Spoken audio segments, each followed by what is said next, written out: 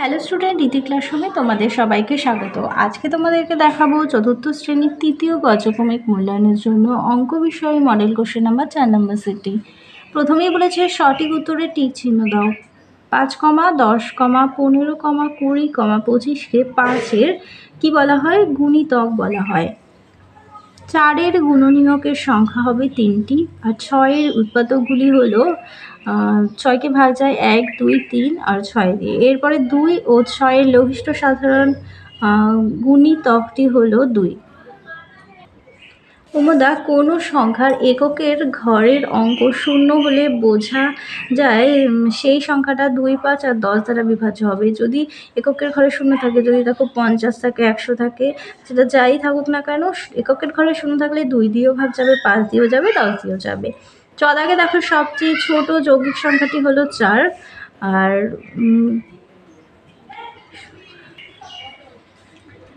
পরের প্রশ্ন, একটি ত্রিভুজের 3টি বাহুর পরিমাপ হলো 4 সেমি, 5 সেমি ও 5 সেমি। বাহুভেদে ত্রিভুজটিকে বলা হয় সমদ্বিবাহু ত্রিভুজ।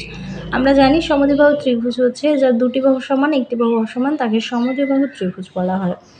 তারপরে দেখো ইট আকারের ঘনবস্তুকে বলা হয় সমকোণী চৌপল। দাগ, সরল অঙ্কে মান নির্ণয়ের সময় যোগ বিয়োগ ভাগ থাকলে সব শেষে কার কাজ হয়? বিয়োগ। পরের প্রশ্ন, 4 প্যাকেট বিস্কুটের দামের চেয়ে অবশ্যই বেশি হবে, কারণ 4 থেকে 6 প্যাকেট বেশি। তারপরে দেখো 2, শূন্যস্থান পূরণ করো। একটি অর্ধেক কাটা লেবুর একটি তল সমতল ও অপর তলটি হলো, দেখো যদি এটা উল্টে দিই তাহলে ওপরটা দেখো আমরা দেখে বুঝবো যে এটা সমতল, কিন্তু যখন আমরা সেটাকে উল্টে দিলাম, এটা হাফ হয়ে গেল, অর্ধেক, সেটা হলো বাটির আকার, সেটা হচ্ছে বক্রতল।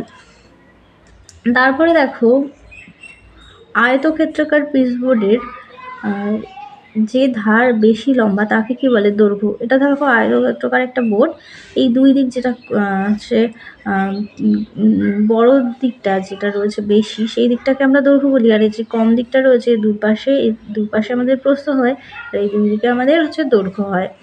দাগ, যে ত্রিভুজের 3টি বাহুর দৈর্ঘ্য অসমান থাকে তাকে কি বলা হয়? বিষমবাহু ত্রিভুজ। তাহলে তার আগে আমরা সমদ্বিবাহু ত্রিভুজ জানলাম যে দুটো বাহু সমান, একটি অসমান, সেটা সমদ্বিবাহু ত্রিভুজ, এবং 3টি বাহুই অসমান, সেটা হলো বিষমবাহু ত্রিভুজ। তাহলে 3টি বাহুই সমান, সেটা কি হবে? সমবাহু ত্রিভুজ।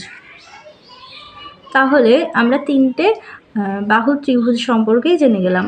দাগে দেখো একটি ত্রিভুজের 3টি ধার, ওই ধারগুলোকে বলা হয় অবশ্যই বাহু। দেখো এই যে ত্রিভুজ আঁকলাম, ত্রিভুজের যে ধার, এই ধারগুলোকে কি বলা হয়? বাহু বলা হয়। তো প্রত্যেকটারই তো কিছু সেমি থাকে, তো যাই হোক এগুলোকে আমরা কি বলি? বাহু বলি। তারপরে দেখো 49 এর মৌলিক উৎপাদকটি হলো 7, কারণ 7 7 হয় 49। দাগ, মৌলিক সংখ্যাও নয় আবার যৌগিক সংখ্যাও নয়, এমন সংখ্যাটি হলো 1। পরের প্রশ্ন, 9 দিয়ে বিভাজ্য সংখ্যা সর্বদা 3 দিয়ে বিভাজ্য। 9 দিয়ে যেটা বিভাজ্য হবে সেটা অবশ্যই 3 দিয়েও বিভাজ্য হয়। পরের প্রশ্ন, 12 সবচেয়ে বড় উৎপাদক হলো 12। দাগে দেখো ZA, YB, তারপরে দেখো XC, তারপরে হচ্ছে WB। যদি প্রথমে আমরা দেখি, প্রথম যে সংখ্যাগুলো আছে সেগুলো যদি আমরা বিচার করি, দেখো ZYXW, মানে আমরা কিন্তু এক ঘর করে হচ্ছে এগোচ্ছি। মানে আমরা যদি ABC লিখি তাহলে Z যদি হয় তাও তার আগে কি? তার আগে Y, তারপর হচ্ছে X, তারপর W।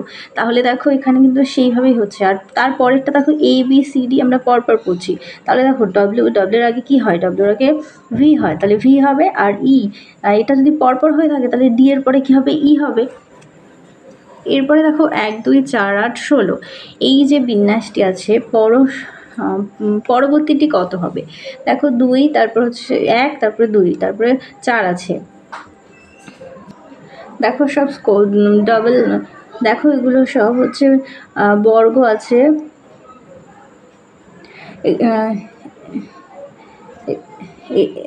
ইংতাকে দেখো 1, 2, 4, 8, 16, তারপরের বিন্যাসটি কী হবে সেটা চেয়েছে। তারপরেরটি 32 হবে। দেখো কিভাবে আসলো? 1 দুগুণি হচ্ছে 2, 2 দুগুণি 4, 4 দুগুণি 8, 8 দুগুণি আবার 16, 16 দুগুণি 32। তো চলে যায় 3 দাগে। নির্দেশ অনুসারে উত্তর দাও। ক দাগে আছে 6 ও 9 এর গুণিতক নির্ণয় করো ও গুণিতকগুলোর মধ্যে দুটি সাধারণ গুণিতক খুঁজে বের করো। দুটি সাধারণ গুণিতক হবে 18 আর 36। সেটা কিভাবে পেলো সেটা আমরা গুণিতক নির্ণয় করলেই বুঝতে পারবো। যদি এখানে আমরা 6 লিখি তাহলে আমরা কি 1 6 কে 6 6 দুগুণে 12, 3 6 18, 4 6 24, 5 6 30। আচ্ছা 9 দিয়ে একটু করে দেখি। 9 কে 9, 9 দুগুণে 18, 3 নং 27, 4 নং 36, 5 নং 45। তাহলে এদিকেও আরও করে দেখি। 6 6 36। আমাদের আর প্রয়োজন হবে না, আমাদের যেহেতু দুটো চেয়েছে। দেখো এখানে 9, এখানে 18 কমন আছে, এখানেও 18 কমন আছে, এদিকে 36, এখানেও 36। তাই জন্য আমাদের এসছে 18 এবং 36। তারপরে দেখো চলে যাই খ দাগে। বলেছে 7 ও 9 কে কি যমজ মৌলিক সংখ্যা বলা যেতে পারে?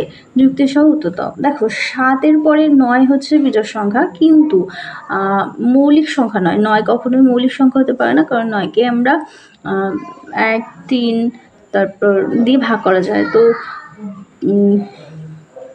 9কে আমরা 1 এবং 3 দ্বারা 9 হচ্ছে 1 ও 3 দ্বারা বিভাজ্য।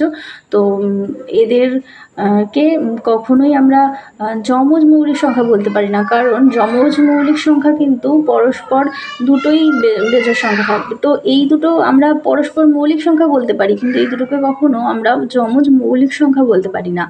তারপরেরটি দেখো 8 ও 9 কে কি পরস্পর মৌলিক সংখ্যা বলা যেতে পারে? যুক্তি সহ উত্তর দাও। হ্যাঁ বলা যায়, কারণ এদের গসক 1। এই দুটো যদি আমরা গসক করি তাহলে আমরা কিন্তু 1 পাবো, আর কোনো সংখ্যাই পাবো না। তাহলে যখন আমাদের গসক 1 হবে তখনই সেটা পরস্পর মৌলিক সংখ্যা।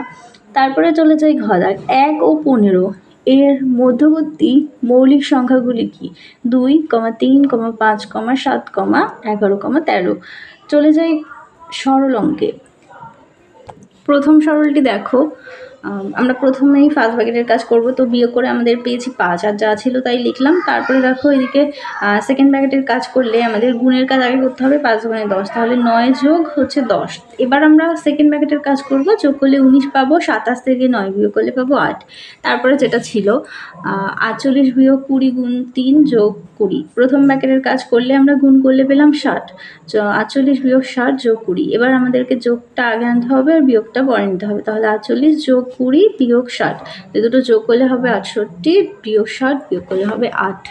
6 দাগে যে সরলটি ছিল এখানেও ফার্স্ট ব্র্যাকেটের কাজ আগে করব, বিয়োগ করলে 7 পাবো। সেকেন্ড ব্র্যাকেটের কাজ করব, বিয়োগ করলে পাবো 29 গুণ 7 হবে 223। এবার চলে যাই 4 দাগে। বলেছে নিচের প্রশ্নগুলোর উত্তর দাও। বলেছে 27 ও 30-এর গুণনীয়ক বা উৎপাদকগুলো নির্ণয় করো। তারপরে 27 ও 30-এর সাধারণ গুণনীয়ক বা উৎপাদকগুলি খুঁজে লেখো।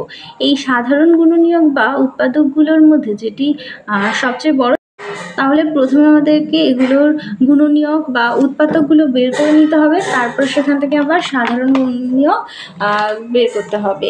তো দেখো 27-এর এবং 30-এর যে গুণনীয়কগুলো, যেমন 1, তারপর হচ্ছে 3 এবং 27, আর 30-এর 1 2 3 5 6 10 15 30। তো সাধারণ গুণিতক মানে কমন কোন সংখ্যাটা আছে? 1, দুটোর সঙ্গেই যায়, দুটোকেই যায়। তারপর হচ্ছে 3। দেখো আমরা পেলাম হচ্ছে 1 আর 3, আর এর থেকে সব থেকে বড় হচ্ছে গুণনীয়ক চেয়েছে, তো এখান থেকে সব থেকে বড় তো 3ই আছে। তারপরে দেখো খ দাগ। জলপাইগুড়ি জিলা স্কুলের 252 জন ছাত্রকে কোচবিহার রাজবাড়ি ভ্রমণে নিয়ে যাওয়া হয়। প্রতি বাসে 36 জন করে ছাত্রকে নিয়ে যাওয়া হলে মোট কটি বাসে সমস্ত ছাত্রকে নিয়ে যাওয়া যাবে সেটা মৌলিক উৎপাদকের বিশ্লেষণ হিসেব করতে হবে। তো দেখো এখানে মোট হচ্ছে 252 জন, আর একটি বাসে 36 জনকে নিয়ে যাবে। তাহলে কি, তাহলে মোট কটা বাস লাগবে আমরা সেটাই বের করব। তাহলে প্রতি বাসে যদি 36 জন ধরলে 252 জন ধরবে কি আমাদেরকে 252-র সঙ্গে 36কে ভাগ করতে হবে। যেহেতু মৌলিক উৎপাদকে বলেছে, তাহলে 36কে আমরা আগে লসগু করে নেব। আমাদের লসগু আসবে 2 গুণ 2 গুণ 3 গুণ 3। তো প্রথমে 252কে 2 দিয়ে ভাগ করলে আমরা পাবো ভাগফল 126। তারপরে 126কে আবার 2 দিয়ে ভাগ করলে পাবো 63। 63কে এবার 3 দিয়ে করব। তো 3 দিয়ে ভাগ করলে আমরা পেলাম 21। তারপরে 21কে আবার 3 দিয়ে ভাগ করলে উত্তর পাবো 7। তাহলে মোট লোক ধরবে 7টি বাসে।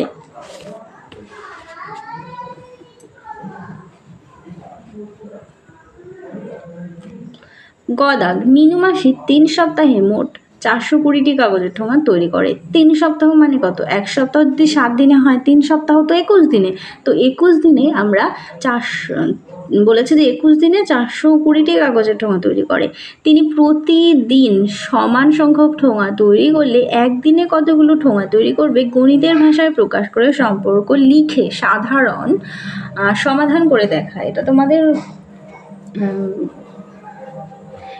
ঐকিক নিয়মে করতে বলেছে। তো 1 সপ্তাহ সময় 7 দিন, 3 সপ্তাহ তাহলে 21 দিন। তো আমরা দিন সংখ্যা পেলাম আর হচ্ছে ঠোঙার সংখ্যা পেয়েছি। তো দিন সংখ্যা তাহলে 21 পেয়েছিলাম, যেটা বলেছে 3 সপ্তাহে ঠোঙা বানায় 420টি। তার 3 সপ্তাহ সমান আমরা দিন সংখ্যায় বের করে নিয়েছি। তো হচ্ছে 21 দিন। তো 21 দিনে সেটা হচ্ছে 420 আর তাহলে একদিনে কত সেটা আমাদেরকে বের করতে হবে। তো দিন সংখ্যা দেখো এবার কিন্তু কমে গেছে। তো আগে বেশি ছিল তাই 420। তো দিন সংখ্যা কমলে ঠোঙার সংখ্যাও কমবে। তাহলে দেখো আমরা জানি পরস্পর দুটোই যদি কমে আমাদের হচ্ছে সরল সম্পর্ক হয়, তাহলে সম্পর্কটি সরল সম্পর্ক। দিন সংখ্যা কমলে ঠোঙার সংখ্যা কমবে, অর্থাৎ সম্পর্কটি হবে সরল সম্পর্ক। তাহলে 21 দিনে যদি ঠোঙা বানায় 420টি, তাহলে একদিনে কত ঠোঙা বানাবে? নিশ্চয়ই কম বানাবে। তাহলে তো আমাদের ভাগ করতে হবে। তাহলে 420 ভাগ 21, আমি সাইডে দেখো ভাগ করে দেখিয়েছি। ভাগ করলে পাবো 20। তাহলে উত্তরটি তোমরা লিখবে যে একদিনে 21টি ঠোঙা, একদিনে উত্তরটি লিখবে যে একদিনে 20টি ঠোঙা তৈরি করতে পারে।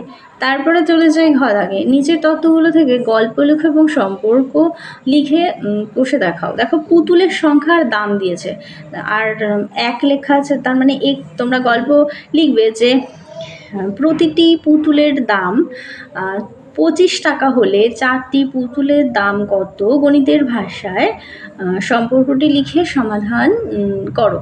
তো দেখো এখানে একটি পুতুলের দাম 25 টাকা আর তারপরে হচ্ছে 4টি পুতুলের দাম কত সেটা বের করতে হবে। তাহলে এখন দেখো পুতুলের সংখ্যা কিন্তু বেড়ে গেছে। প্রথমে একটি ছিল আর এখন পুতুলের সংখ্যা কিন্তু বেড়ে গেছে। তাহলে পুতুলের সংখ্যা যদি বাড়ে তাহলে দাম কি হবে? দামও তো বেড়ে যাবে। পুতুল যদি আমি বেশি আনতে চাই তাহলে আমাদেরকে তো বেশি টাকা দিতে হবে। তাহলে পুতুলের সংখ্যা যদি বেড়ে যায় তাহলে দামও আমাদের বেড়ে যাবে।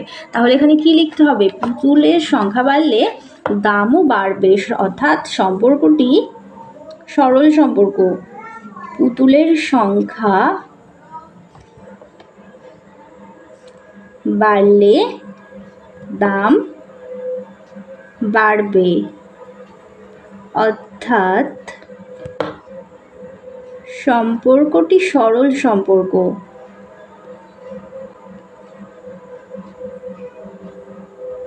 তাহলে এবার আমরা এখানে করব যে একটি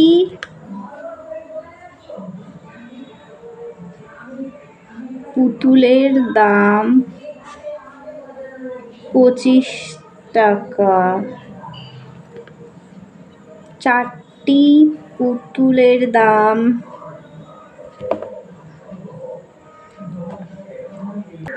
বেশি হবে। তাহলে আমাদের গুণ করতে হবে। আমাদের 4টি পুতুল একটা পুতুলের থেকে বেশি, তো এই দুটো যদি আমরা গুণ করি হবে 100। তাহলে উত্তর লিখবে 4টি পুতুলের দাম 100 টাকা।